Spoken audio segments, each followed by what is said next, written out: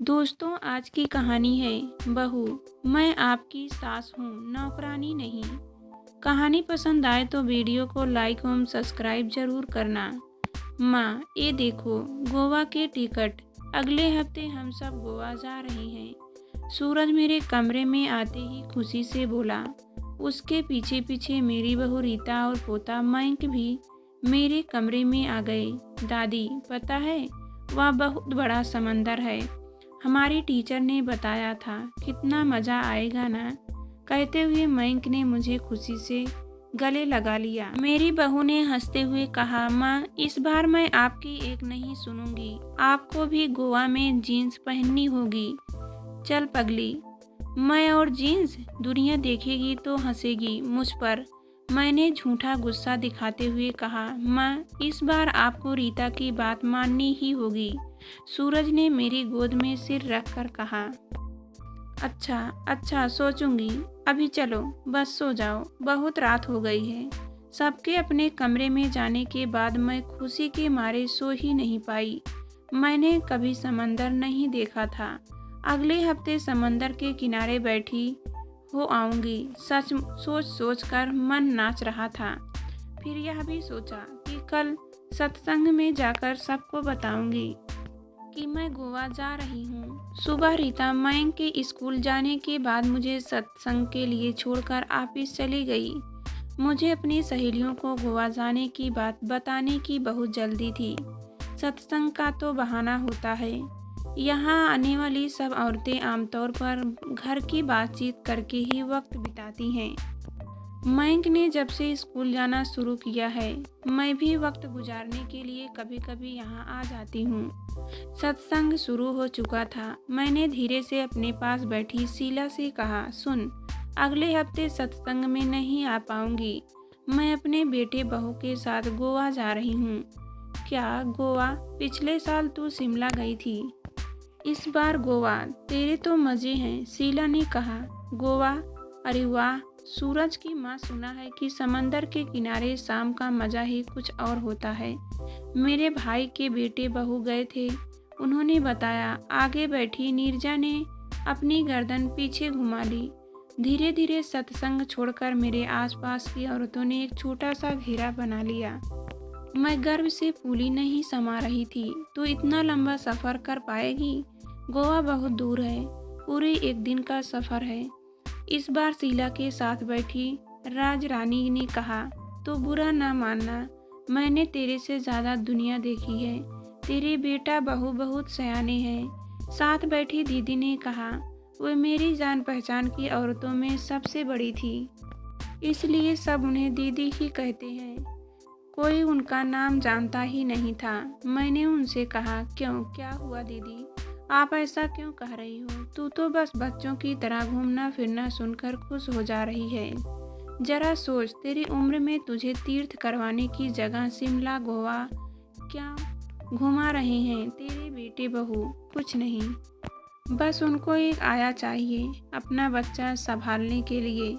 क्या बात कर रही हो दीदी? मेरा बेटा मेरी बहुत इज्जत करता है, मुझे आया क्यों समझेगा? मैंने थोड़ी नाराजगी दिखाते हुए कहा, अरे बेटा तो तेरा है, पर अब बहू के चक्कर में उसको भी कहाँ कुछ समझ आ रहा है। दरअसल बच्चा संभालने के लिए आया, पर होने वाला खर्च बचा रहे हैं दोनों। इतने में सत्संग खत्म हो गया और कीर्तन शुरू हो गया। दीदी उठकर आगे चली गई।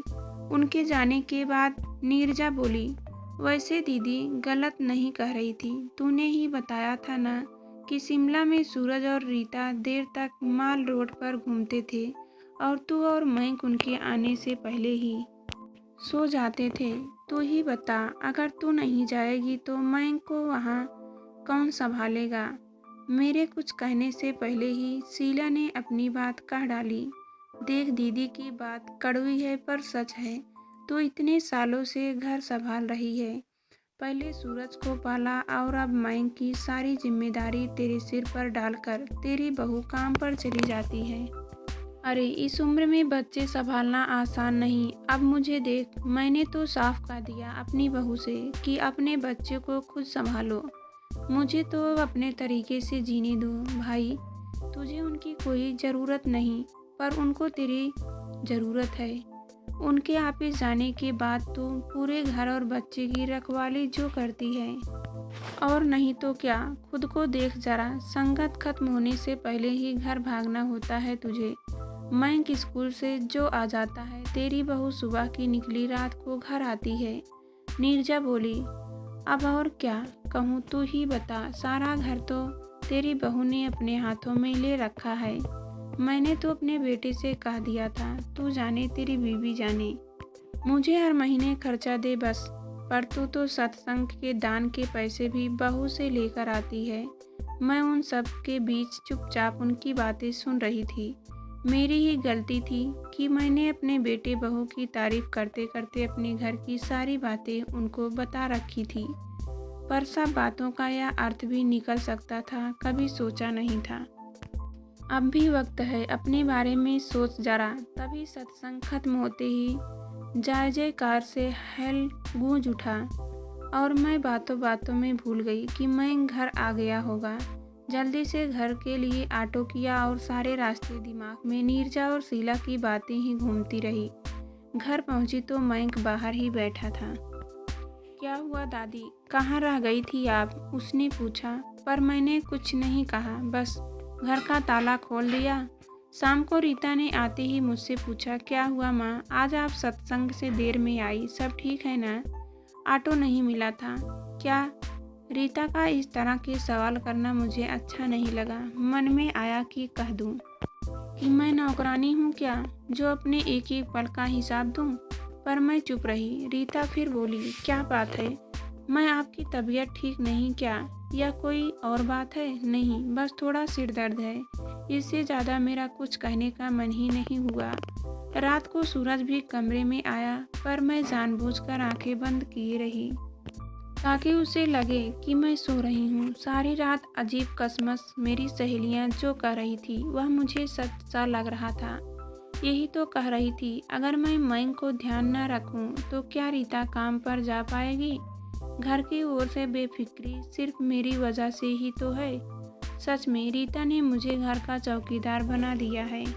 कल मैं कह दूंगी सूरज से कि अपने बेटे की जिम्मेदारी खुद उठाओ। अब मुझे मेरे हिसाब से जीने दो। सच ही तो है, कहीं भी जाना हो रीता के हिसाब से जाना होता है। सूरज की और अपनी कमाई का हिसाब रीता ही रखती है।